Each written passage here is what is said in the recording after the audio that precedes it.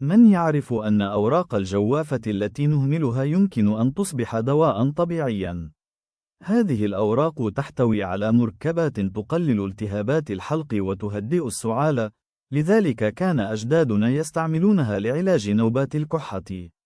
الطريقة بسيطة: اغلي بعض أوراق الجوافة في الماء لعدة دقائق، ثم صفها واشربها دافئة. النتيجة: تخفيف طبيعي للسعال وبلغم أقل. حل متاح وسهل من الطبيعة القريبة منا. لا تنسى الإعجاب والاشتراك في القناة ليصلك كل جديد.